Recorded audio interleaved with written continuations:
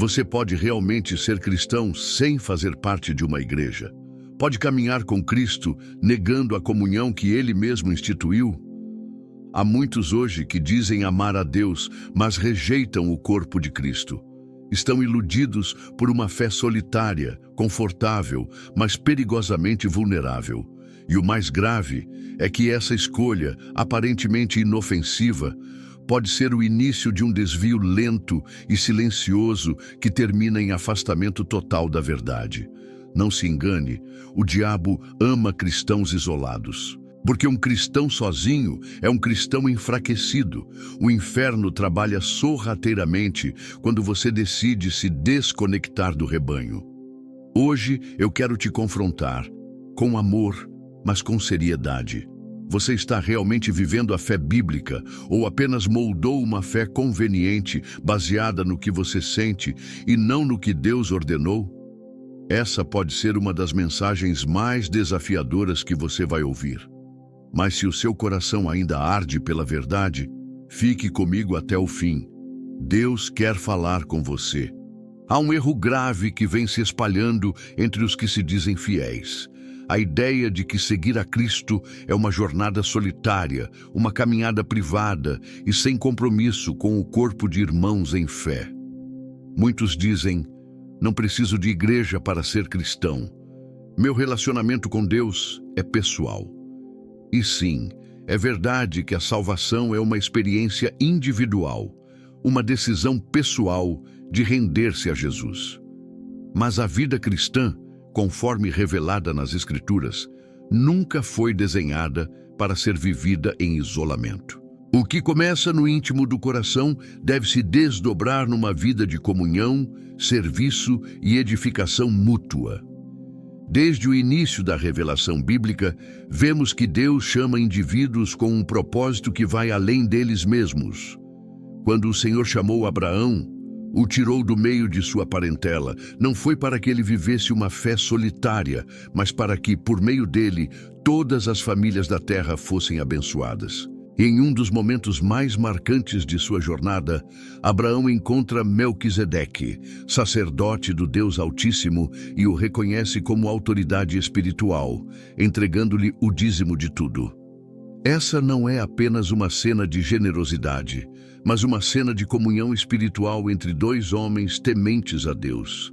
Abraão, o pai da fé, não desprezou a presença de outro homem de Deus. Ele valorizou o encontro, se submeteu, honrou, compartilhou. É justamente esse tipo de comunhão que muitos têm desprezado hoje. Alimentam-se de vídeos, pregações online, devocionais diários, mas recusam-se a se unir a um corpo. Rejeitam a correção, o discipulado, o pastoreio. Esquecem que a fé que se esconde morre, que o fogo que se afasta da fogueira apaga, que o ramo cortado da videira seca. Quando Paulo escreve aos Efésios, ele declara que Cristo deu dons aos homens, apóstolos, profetas, evangelistas, pastores e mestres, com um propósito muito claro: aperfeiçoar os santos para a obra do ministério, para a edificação do corpo de Cristo. Efésios 4, 11 e 12. Isso significa que não há maturidade cristã plena fora da comunhão. Não há como crescer espiritualmente sem se submeter ao processo divino que acontece na coletividade. Um cristão sem igreja é como um soldado sem exército, um membro amputado do corpo, uma ovelha fora do aprisco.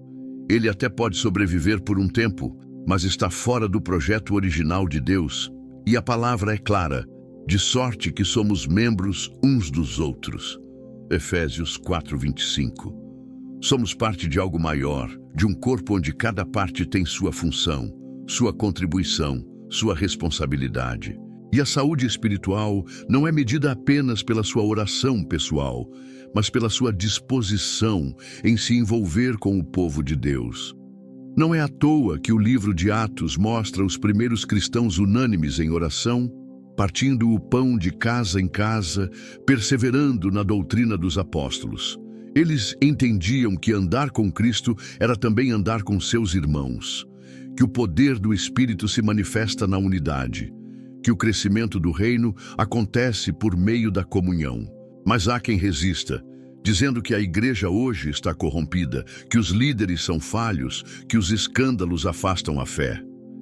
Sim, existem falhas. Sim, há homens que se perderam em vaidade e ambição. Mas a igreja nunca foi perfeita. E ainda assim, Jesus a escolheu como seu corpo na terra. Ele é o cabeça e nós somos os membros. E se é verdade que há imperfeições na igreja visível, também é verdade que fora dela há apenas confusão, frieza espiritual e engano sutil. A ideia de uma fé privada, descompromissada, desconectada não é nova. É antiga, perigosa e destrutiva. O inimigo sempre buscou isolar. Desde o Éden, sua estratégia é separar o homem da voz de Deus, da comunhão, da presença.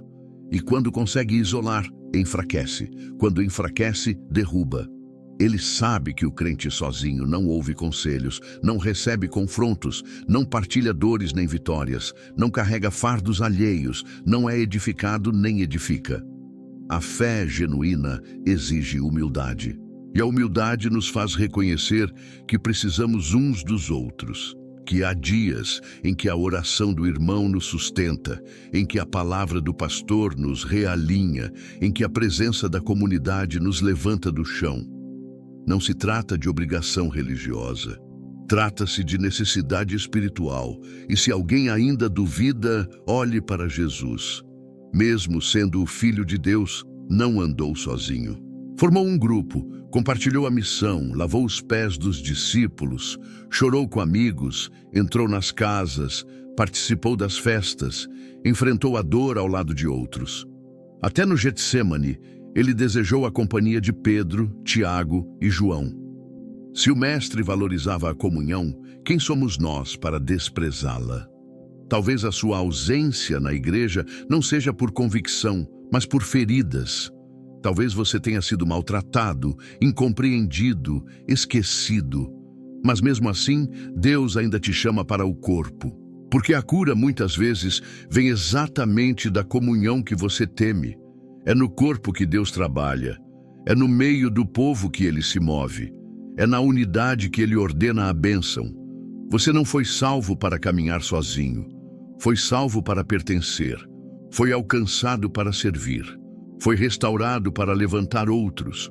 Sua fé precisa de raízes, e raízes não crescem na solidão. Crescem na terra fértil da comunhão, no solo da igreja, regadas pela palavra, alimentadas pela presença do Espírito. A igreja é mais que um prédio, mais que um culto, mais que um lugar físico. Ela é a noiva do Cordeiro, é o campo de treinamento dos santos, é o lugar onde o céu toca a terra. Por isso, não aceite a mentira que diz que você pode ser um cristão completo sem ela. Essa é uma verdade que o mundo nunca te contou, mas que o céu jamais negou. Continue caminhando. Deus ainda tem mais para revelar. Jesus sempre esteve no meio do povo, não isolado. Jesus nunca viveu isolado. Ainda que fosse o Filho unigênito de Deus, cheio de poder, sabedoria e autoridade, ele escolheu estar entre as pessoas. Ele não permaneceu nos montes longe da multidão. Ele desceu, tocou, chorou, comeu com pecadores, abraçou crianças, sentou-se com os desprezados. E quando começou seu ministério, não o fez sozinho. Chamou 12 homens. E mesmo sabendo que um o trairia, que outros o abandonariam, ele permaneceu com eles, porque a missão de Deus sempre envolveu comunhão. Esse é o ponto que muitos ignoram. Jesus poderia ter realizado todos os milagres sem testemunhas, poderia ter proclamado as verdades do reino sem ninguém por perto. Mas ele nos deixou um modelo, um padrão, um estilo de vida que envolve presença, partilha, discipulado, mesa, diálogo. Jesus, sendo perfeito, se rodeou de imperfeitos e o fez com propósito, para ensinar que a fé não se fortalece no isolamento, mas na comunhão. É preciso observar com cuidado os evangelhos. Quando Jesus chamava alguém, ele não dizia apenas, vem a mim, Ele dizia: segue-me. E segui-lo significava caminhar com outros que também haviam sido chamados. Pedro não foi chamado sozinho para andar com Cristo, nem João, nem Bartolomeu. Foram chamados a seguir juntos, a aprender juntos, a errar e recomeçar juntos. A vida cristã que Jesus ensinou não é uma experiência privada, onde cada um vive sua fé em silêncio, longe de tudo e de todos. Ele nos ensinou a amar uns aos outros, confessar os pecados uns aos outros, carregar os fardos uns dos outros, exortar uns aos outros. E isso só é possível quando há convivência, proximidade, comunhão.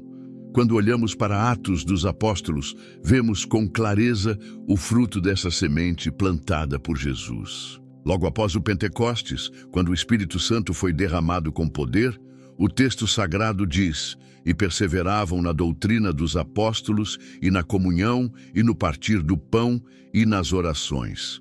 Atos 2:42. A primeira evidência de um povo cheio do Espírito não foi o isolamento, mas a comunhão. Não foi o surgimento de crentes solitários, mas uma comunidade que se reunia diariamente com alegria e simplicidade de coração. Havia ali um mover sobrenatural, não porque cada um orava sozinho em sua casa, mas porque estavam juntos, unânimes, perseverando como um só corpo. O resultado? Havia milagres, havia temor, havia crescimento diário. Deus acrescentava à igreja aqueles que haviam de ser salvos. O céu respondia à unidade da terra. Mas hoje, há muitos que perderam isso. Chamam de liberdade espiritual o que, na verdade, é orgulho disfarçado.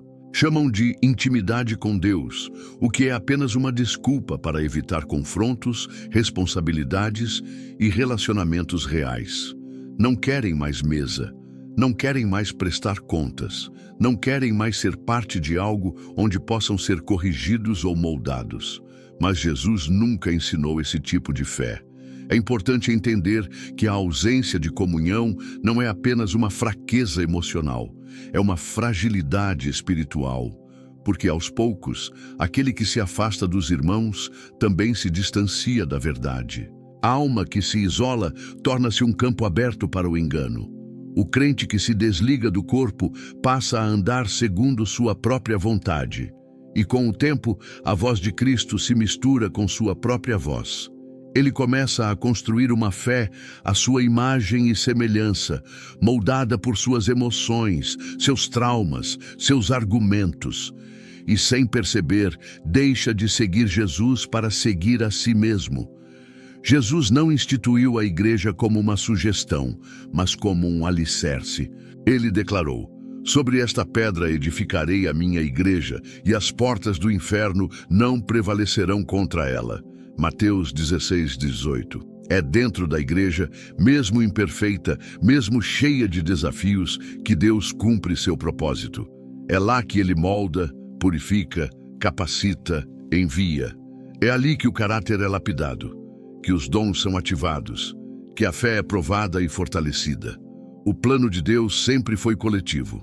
O apóstolo Paulo, em suas cartas, sempre escreveu a comunidades, a igrejas locais, a grupos de crentes. Ele não escreveu a cristãos sem igreja. Ele orientava, exortava, animava aqueles que estavam reunidos em nome de Cristo. E quando alguém se afastava do corpo, era motivo de dor, de clamor, de súplica, porque eles sabiam o risco espiritual que isso representava. Não há como carregar a cruz sozinho, não há como cumprir o chamado sozinho. Até mesmo Jesus teve quem carregasse a cruz com ele quando suas forças humanas se esgotaram. Lucas 23:26. Não foi fraqueza, foi humanidade, foi exemplo, foi sinal de que na caminhada do reino precisamos uns dos outros. Não se trata de obrigar alguém a frequentar uma igreja por tradição, por medo ou por pressão. Trata-se de entender que a igreja é um presente de Deus para aqueles que foram salvos. É a família espiritual onde encontramos irmãos para caminhar. É o lugar onde somos desafiados a crescer. É onde aprendemos a amar, a perdoar, a servir. A comunhão não é sempre confortável. Às vezes ela fere, exige, confronta, mas também cura, consola, fortalece. É no contato com o outro que descobrimos nossas limitações e somos levados à dependência do Espírito. É ao lado do irmão que aprendemos que a fé não é só sobre mim, mas sobre nós. Não é só sobre minha jornada, mas sobre o reino. O cristão maduro entende que, mesmo diante das falhas humanas, Cristo continua andando entre o seu povo. Ele está no meio da congregação. Ele se manifesta quando 2 ou 3 se reúnem em seu nome. Ele se alegra quando vê a unidade. Ele se move quando o corpo está em harmonia. Por isso, não aceite a ideia de que você pode caminhar com Jesus sem estar com o povo de Jesus. A ausência de comunhão não é apenas uma questão prática, é uma fragilidade espiritual que, se não for tratada, se transforma em frieza e distanciamento. E esse é um caminho perigoso que muitos só percebem quando já estão longe demais. Ainda há tempo de voltar. Ainda há espaço na mesa. Ainda há lugar na comunhão. Cristo ainda está no meio do povo, e onde Ele está, há vida, há cura, há renovo. Não rejeite aquilo que Ele mesmo instituiu como bênção. A fé verdadeira floresce onde há presença, partilha e amor. É ali que Deus derrama sua graça em abundância. O perigo espiritual do isolamento, brecha para o inimigo. Não há batalha mais silenciosa e ao mesmo tempo mais destrutiva do que aquela que se trava no coração de quem caminha sozinho. O isolamento espiritual não começa com uma rebelião declarada contra Deus. Começa com pequenas escolhas: deixar de ouvir, deixar de participar, deixar de buscar. Aos poucos, o cristão vai se desconectando da comunhão, da palavra, da oração coletiva e acaba abrindo uma brecha quase imperceptível. Mas o inferno percebe, e é por essa brecha que o inimigo se infiltra com suas mentiras, suas distrações e seu veneno. O apóstolo Pedro nos adverte que o diabo anda ao redor como um leão que ruge, procurando a quem possa tragar. E sabe quem ele procura primeiro? Aqueles que estão sozinhos. Porque o crente isolado se torna um alvo mais fácil. Não há quem o alerte, não há quem o socorra, não há quem o sustente em oração quando suas forças se esgotam. Ele se convence de que está bem, de que pode seguir com sua fé particular, mas mal percebe que está caminhando para longe da proteção do corpo. E quando menos espera, já está sendo esmagado por pensamentos confusos, tentações intensas e uma frieza espiritual que toma conta devagar, até que o coração já não sente mais saudade da presença de Deus. A Escritura em Hebreus 10:25 é direta, firme e absolutamente clara. Não deixemos de congregar-nos, como é costume de alguns. Antes, façamos admoestações, e tanto mais quanto vedes que o dia se aproxima. Essa exortação não é uma sugestão religiosa, é uma advertência espiritual, porque o afastamento da congregação não é apenas desobediência, é perigo iminente.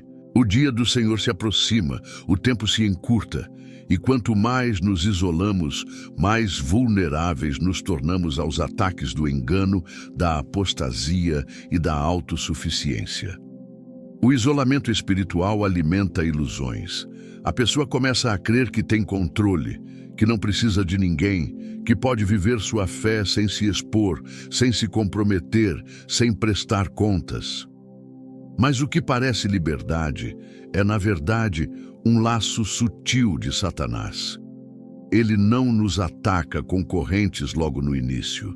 Ele apenas afasta nossos pés do caminho. Ele nos convence de que estamos melhor assim, longe da confusão da igreja, longe da hipocrisia dos irmãos. Mas o que ele realmente deseja é nos cortar do fluxo da vida que vem da comunhão. Ele sabe que um corpo sem sangue apodrece, que uma videira sem galhos não frutifica, que uma ovelha longe do pastor será despedaçada pelos lobos. A Bíblia nos dá um retrato vívido desse risco em Atos 20. Um jovem chamado Eutico, durante uma longa pregação de Paulo, estava assentado numa janela. Ele não estava entre os irmãos. Estava na margem, entre dentro e fora. Nem totalmente presente, nem totalmente ausente. Era tarde da noite. O ambiente era espiritualmente intenso, mas Eutico, sozinho na janela, adormeceu e caiu e morreu. Esse episódio é mais do que um acidente, é um alerta. Eutico é o retrato de quem se distancia da centralidade da comunhão, de quem se acomoda na periferia da fé, sem envolvimento, sem vigilância, sem atenção. O corpo estava reunido, o espírito estava se movendo, mas ele estava na janela, distraído, vulnerável, sozinho. E a queda foi consequência natural do afastamento. A boa notícia é que Paulo o abraçou e Deus o trouxe de volta à vida. Mas nem todos que caem têm alguém por perto para levantar. Quantos hoje estão na mesma posição? Não estão completamente fora, mas também não estão totalmente dentro. Estão em janelas espirituais, conectados à fé por tradição, por lembrança, por formalidade, mas já distantes da chama viva do Evangelho. Já não participam, já não servem, já não buscam, apenas observam de longe e, aos poucos, caem no sono da apatia. E quando caem, poucos percebem, porque estavam fora do alcance da comunhão.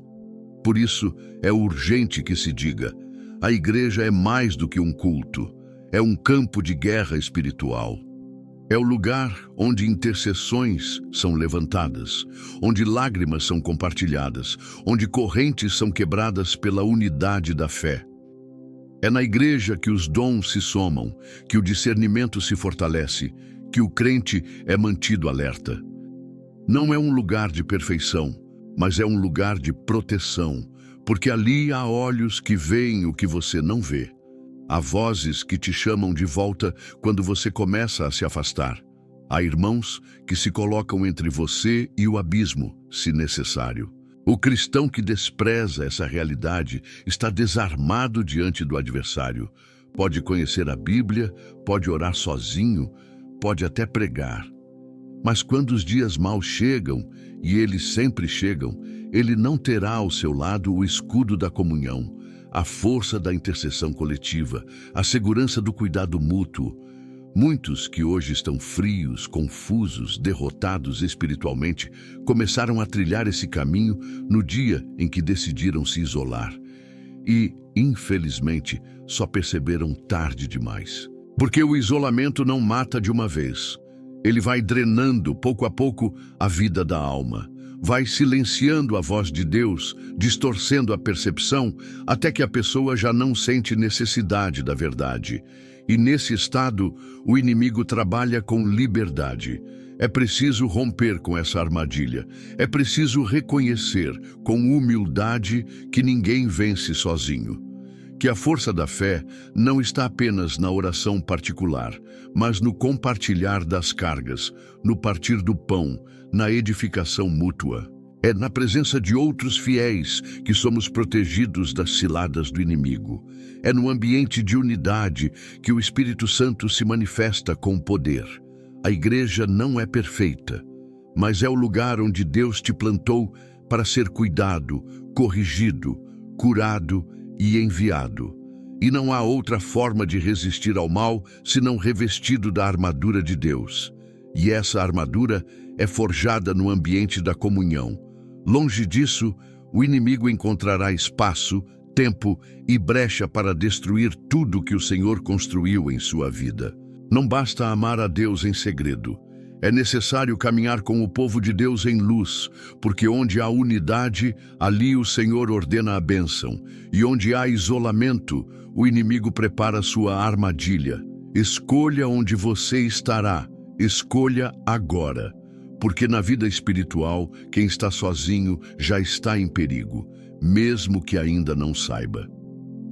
A igreja como o corpo de Cristo. Você não é o corpo sozinho na vida cristã. Não se trata apenas de crer, trata-se de pertencer. Crer é o início, mas pertencer é o propósito.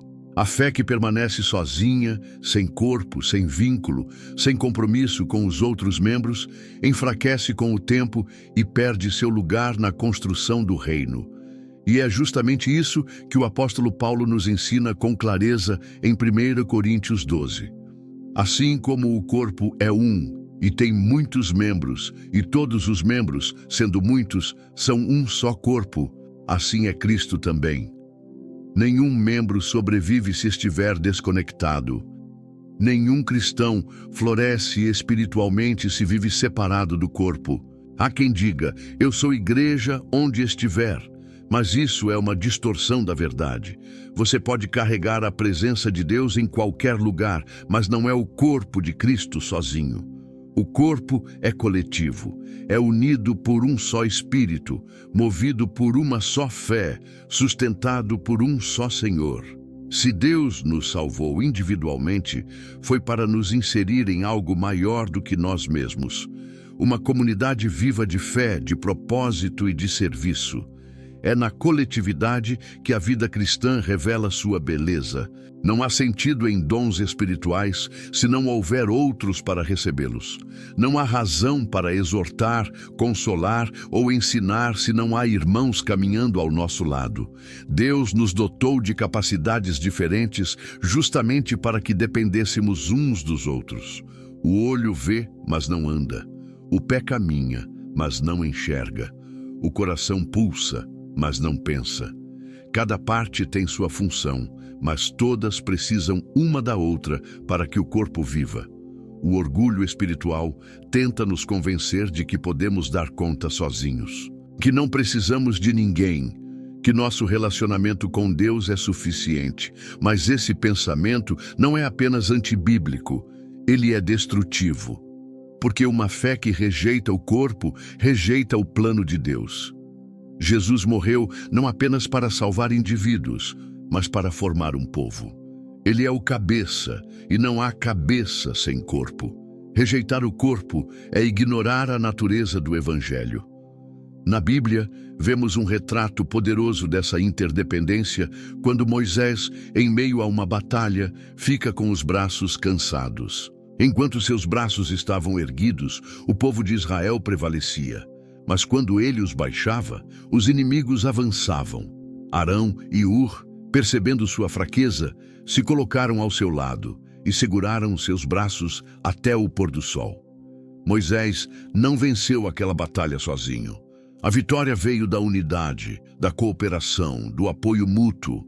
Cada um fez sua parte e Deus agiu através da colaboração deles. Quantos hoje estão tentando manter os braços erguidos sozinhos, tentam orar sozinhos, resistir sozinhos, servir sozinhos, lutar sozinhos, mas o cansaço chega.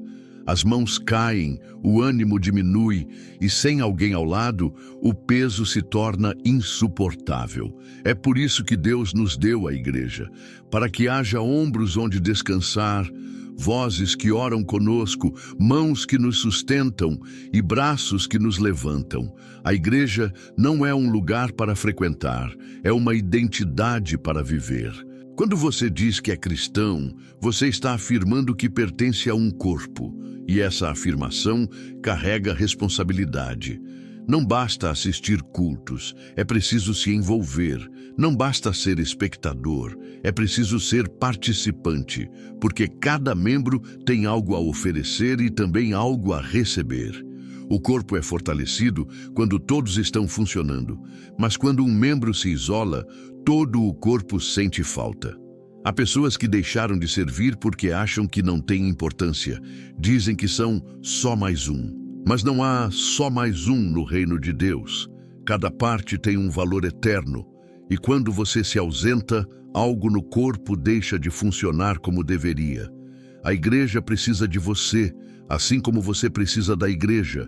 E negar isso é negar a própria verdade do Evangelho. É claro que ao fazer parte do corpo, você vai lidar com imperfeições, com erros, com fraquezas alheias. Mas é justamente nisso que o amor se aperfeiçoa.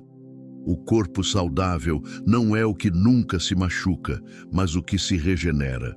A comunhão verdadeira não é a ausência de conflitos, mas capacidade de perdoar, de insistir, de recomeçar juntos. É nessa jornada de imperfeitos que Deus manifesta a sua graça.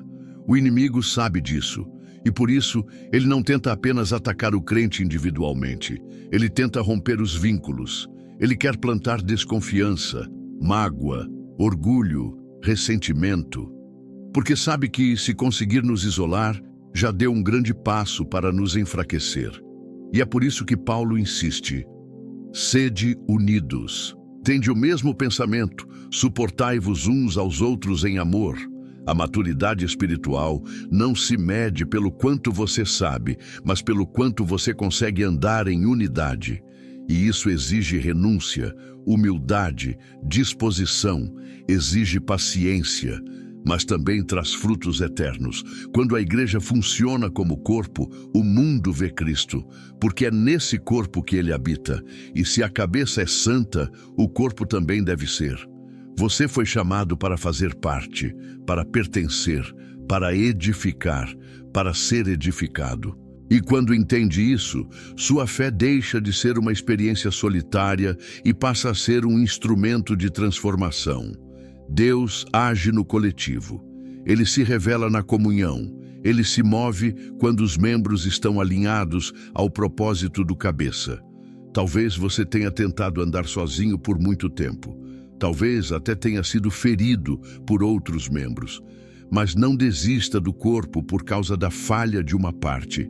O corpo ainda vive, ainda pulsa, ainda é instrumento de Deus. E você ainda é necessário. Sua ausência gera vazio. Sua presença fortalece. Volte a servir. Volte a se envolver. Volte a crer que é possível viver a fé em unidade. Porque no final das contas, ninguém foi feito para carregar o peso da jornada espiritual sozinho. E no corpo de Cristo, você não está só. Você é parte. Você é necessário. E é nessa união que Deus fará coisas maiores do que você imagina. Quando a igreja falha, Cristo ainda é o cabeça. Nenhuma ferida dói tanto quanto aquela que é causada dentro de um lugar onde esperávamos ser acolhidos. Para muitos, o motivo do afastamento da igreja não foi falta de fé, nem rebeldia, mas decepções profundas. Mágoas deixadas por palavras impensadas, gestos frios, julgamentos precipitados, líderes que falharam, irmãos que abandonaram, promessas que não foram cumpridas. E sim, precisamos reconhecer com honestidade: há igrejas que erram. Há homens que carregam o nome de Cristo, mas não o caráter dele. Há estruturas que mais afastam do que aproximam, que mais ferem do que curam. E essas realidades não podem ser negadas. Mas também é necessário olhar além disso. É preciso entender que mesmo quando a igreja falha, Cristo continua sendo o cabeça.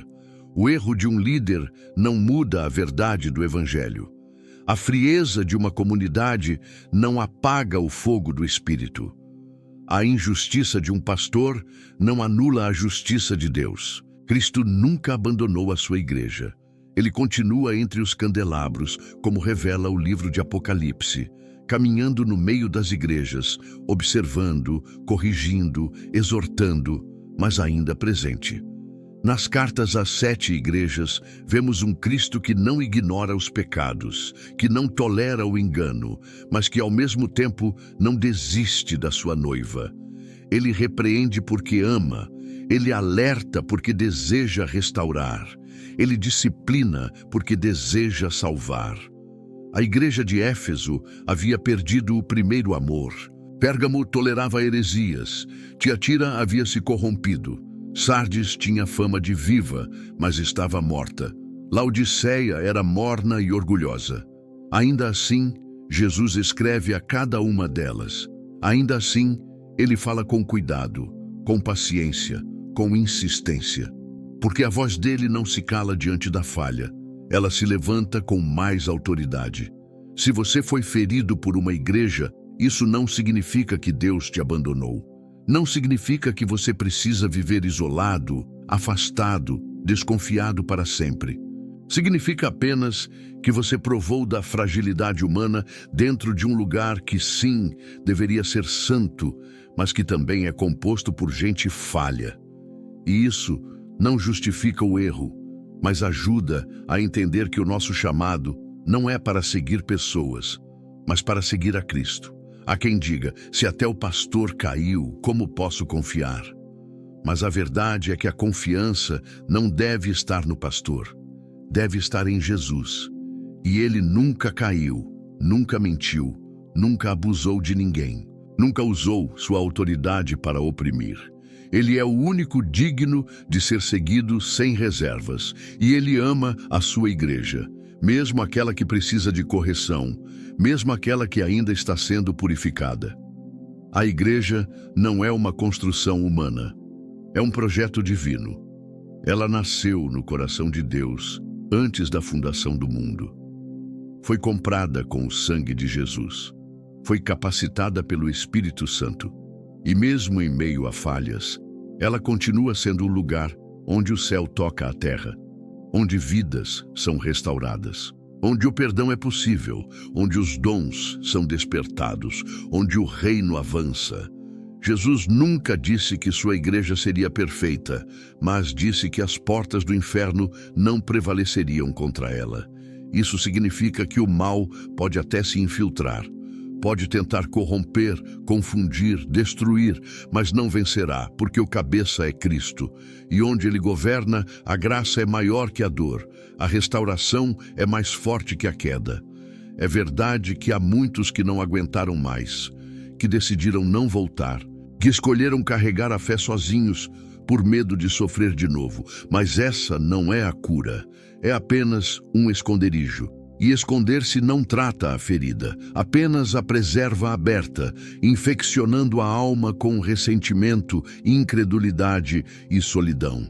Cristo quer tocar essas feridas, mas isso só é possível quando há disposição para olhar para Ele e não para os homens, para se lembrar de que a igreja pertence ao Senhor. E Ele está mais interessado do que qualquer um em purificá-la. O amor de Cristo pela igreja é incondicional.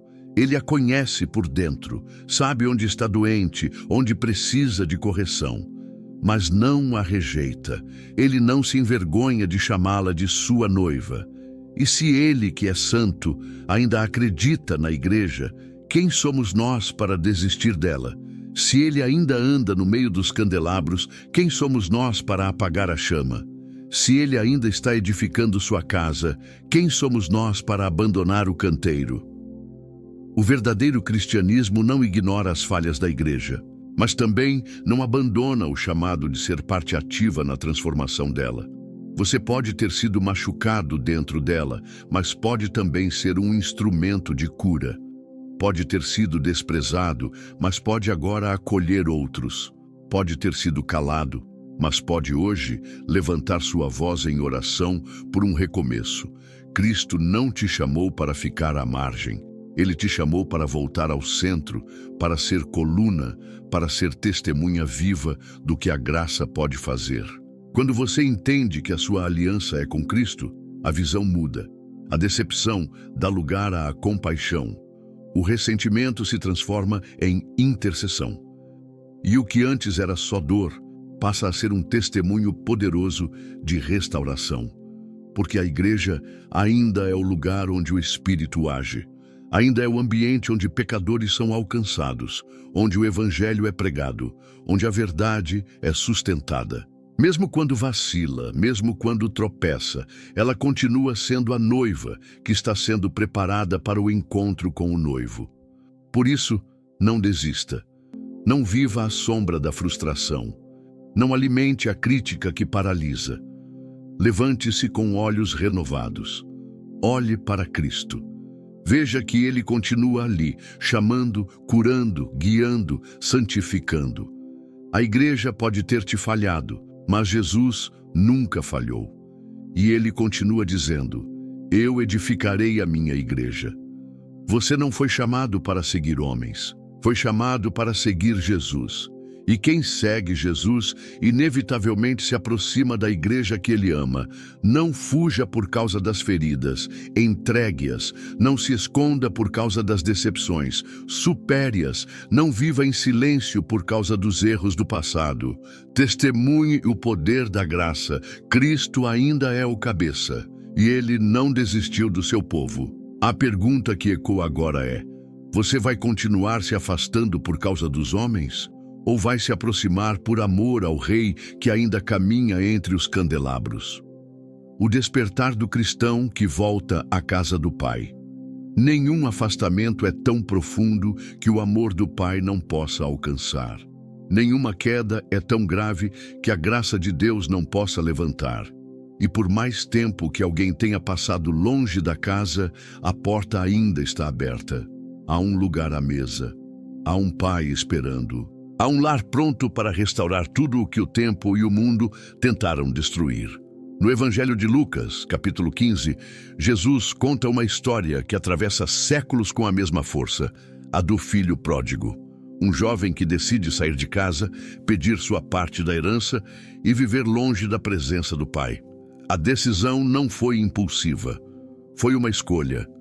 Ele não saiu porque foi expulso. Ele saiu porque acreditou que poderia viver melhor sozinho. Ele queria liberdade, mas não entendeu que fora da comunhão, essa liberdade logo se tornaria prisão. O texto diz que ele gastou tudo em uma terra distante.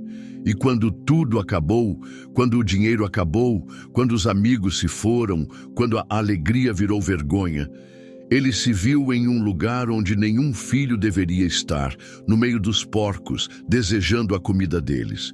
E ali, no fundo do poço, veio o início da redenção. A Bíblia diz que ele caiu em si. Essa é a primeira etapa de todo retorno verdadeiro, quando a consciência desperta, quando o coração percebe que o lugar onde está não é onde deveria estar. Quando a alma, cansada de enganar a si mesma, admite que longe da casa do Pai, tudo perde o sentido. Mas o mais belo dessa história não é apenas o retorno, é a forma como o Pai o recebe. Ele não exige explicações longas, não pergunta por onde andou, não aponta o dedo. Ele corre ao encontro do filho, o abraça sujo, o veste com nova roupa, coloca o anel da filiação de volta e restaura seu lugar à mesa. Isso é graça, isso é restauração, isso é o que Deus faz com todos que decidem voltar. Há muitos que se afastaram da igreja acreditando que não poderiam mais voltar, que o tempo os distanciou demais, que o erro foi grande demais, que não seriam mais bem-vindos, mas esse é um engano que precisa ser quebrado. Porque o coração de Deus não se fecha para quem se arrepende. Ele não está esperando perfeição, está esperando rendição. Ele não quer justificativas, quer o seu coração. Voltar à comunhão não é retroceder, é avançar na direção da cura. Porque sozinho você apenas sobrevive, mas no corpo você é restaurado. E há muitos hoje tentando viver uma fé que já não tem força, tentando carregar um fardo que já os quebrou por dentro. Mas ainda assim resistem, orgulhosos, feridos, presos em pensamentos como: se eu voltar, vão me julgar, vão me perguntar onde estive, vão me apontar. Mas a palavra responde com outra verdade. O Pai vai correr na sua direção. E se você está disposto a dar um passo, Ele correrá com braços abertos para te receber. A restauração não acontece à distância. Ela exige movimento. O filho pródigo não foi alcançado no chiqueiro. Ele foi restaurado quando decidiu voltar. E essa decisão é que marca o início do milagre. Porque há curas que só acontecem quando voltamos ao convívio. Há cicatrizes que só fecham quando voltamos à mesa. Há vozes que só ouvimos novamente quando nos permitimos pertencer de novo. Retornar à igreja pode parecer assustador, mas a alternativa é pior: viver longe, vazio, desconectado, tentando manter uma espiritualidade sem raízes, sem vínculos, sem corpo. E uma fé assim se torna frágil, inconstante, vulnerável. Porque a alma, mesmo tentando se enganar, sabe que algo falta. E o que falta não é apenas uma programação de domingo, é a mesa, é a presença, é a família espiritual, é o abraço, é o calor de um altar que te lembra que você ainda tem um lugar no reino. Não é preciso esperar mais. O tempo de voltar é agora. O Espírito está chamando. O coração já sabe que não há mais nada lá fora que preencha o que a presença de Deus preenche. E sim, talvez o caminho de volta pareça longo, mas com Deus, um passo de arrependimento encurta qualquer distância, porque o Pai não espera no portão. Ele corre com pressa, ele corre com misericórdia, ele corre porque não suporta te ver longe. E quando você volta, não volta ao mesmo lugar de onde saiu. Você volta transformado. Volta com marcas, sim, mas com experiências que agora podem servir para levantar outros. Volta com cicatrizes, mas com autoridade para dizer que a graça é maior.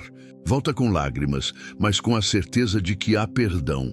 Porque a casa do Pai não é um lugar de perfeitos. É um lugar de filhos. E todo filho tem direito de voltar.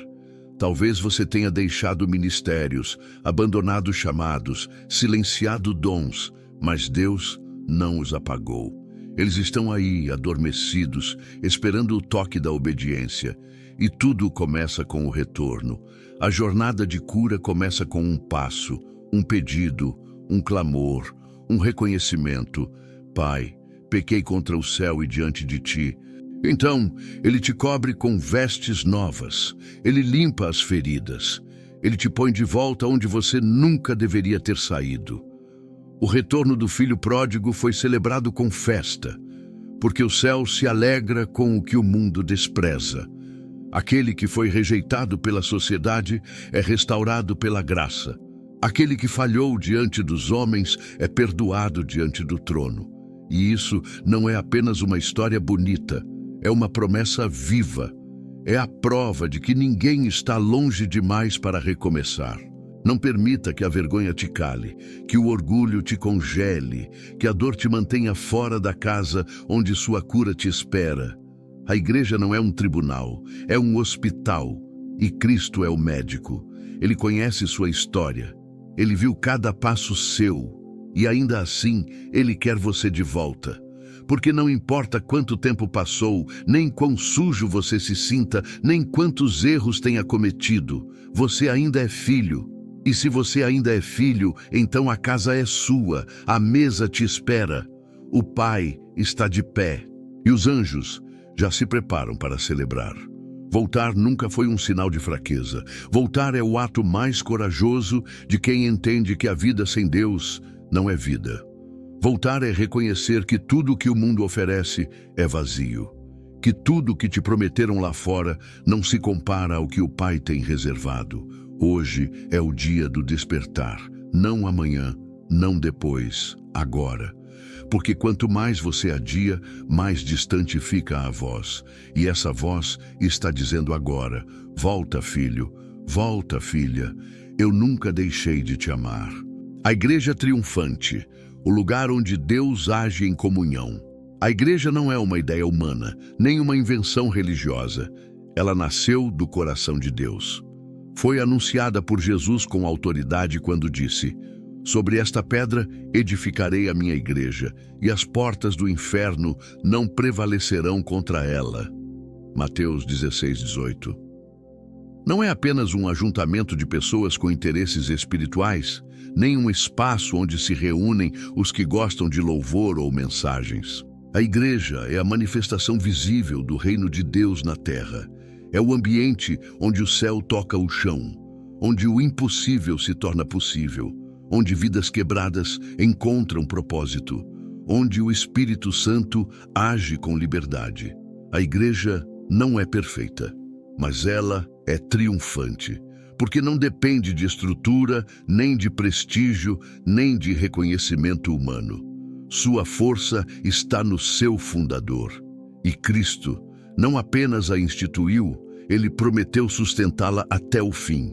Mesmo diante da perseguição, da corrupção de alguns, da frieza de outros, a igreja permanece de pé, Porque o que Deus constrói, o inferno não pode derrubar. O que é estabelecido sobre a rocha permanece quando os ventos sopram e as tempestades rugem. Dentro da igreja verdadeira há vida, há milagres, há libertação. Não porque os homens têm poder, mas porque Deus habita no meio do seu povo. Ali, os dons espirituais não são adereços teológicos, mas ferramentas reais que operam para a edificação. Ali, o coração abatido encontra força, o perdido encontra direção, o desesperado encontra consolo. E isso não é teoria, é realidade. Milhões ao redor do mundo podem testemunhar que foi dentro de uma igreja que ouviram a voz de Deus, que foram libertos do vício, que foram curados emocionalmente, que reencontraram sua identidade. A igreja não é um lugar para nos esconder do mundo. É um posto avançado do reino no campo de batalha. É o exército de Cristo e não um clube de preferências pessoais. Quem se une à igreja entende que foi chamado para lutar, para orar, para resistir ao mal, para levar luz onde há trevas. Cada culto é um preparo, cada mensagem é uma arma, cada oração é um ato de guerra espiritual. E juntos, como um corpo, marchamos não com medo, mas com autoridade, porque as portas do inferno não suportam o avanço da luz. O que acontece quando a igreja se reúne em unidade vai além do que o olho pode ver. O mundo espiritual responde à comunhão dos santos. O céu se abre quando há adoração verdadeira. Correntes são quebradas quando o povo ora com fé. Prisões emocionais caem quando a palavra é proclamada com poder. Por isso, o diabo odeia a igreja. Ele teme a sua força. Ele treme diante da sua intercessão. Ele tenta dividir, esfriar, confundir, porque sabe que quando a igreja se posiciona, nada pode detê-la. Não há substituto para o que a igreja oferece. Nenhuma plataforma digital, por mais eficiente que seja, consegue reproduzir a presença viva de estar entre irmãos, de sentir a atmosfera carregada de fé, de ouvir os gemidos de quem ora ao seu lado, de ser tocado por uma mão amiga em meio à adoração. É nesse ambiente que o Espírito se move com liberdade, porque Deus escolheu habitar entre aqueles que se reúnem em seu nome. É na igreja que testemunhamos transformações que nenhuma terapia ou filosofia pode explicar. É na igreja que uma mãe ora anos pelo filho perdido e o vê se render ao Senhor. É na igreja que um casamento prestes a ruir é restaurado no altar. É na igreja que jovens são levantados com identidade e propósito. É na igreja que pessoas cansadas de viver de aparências descobrem que há graça suficiente para recomeçar.